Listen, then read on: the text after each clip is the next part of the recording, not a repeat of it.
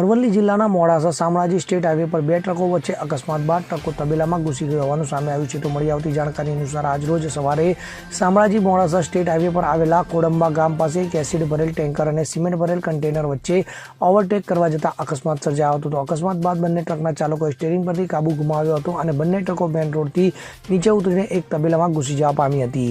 જોકે તબેલા આસપાસ કોઈ ન હોવાના કારણે કોઈ જાનહાની થવા ન પામી હતી અને બંને ટ્રકોના ચાલકોનો પણ આ ઘટનામાં આબાદ બચાવ થવા પામ્યો હતો. તો ટ્રકો સીધી તબેલામાં ઘૂસતા મોડાસા તાલુકા ફાયરની ટીમને બોલાવવાની ફરજ પડી હતી. તો આ ઘટનાના પગલે લોકોના ટોળા પણ ઉમટી પડ્યા હતા. તો આ સમગ્ર મામલે ટીટોઈ પોલીસને જાણ થતાં ટીમે પણ ઘટના સ્થળે દોડી આવી સ્થિતિ સંભાળી વાહનો પૂર્વવત કરાવવામાં આવ્યા હતા. Bureau report CN24 news. હવે જુઓ દેશ દુનિયાની તમામ ખબરો તમારી આંગળીના ટેરવે. ઉઠાવો મોબાઈલ અને Google Play Store પરથી ડાઉનલોડ કરો અમારી CN24 ન્યૂઝ મોબાઈલ એપ.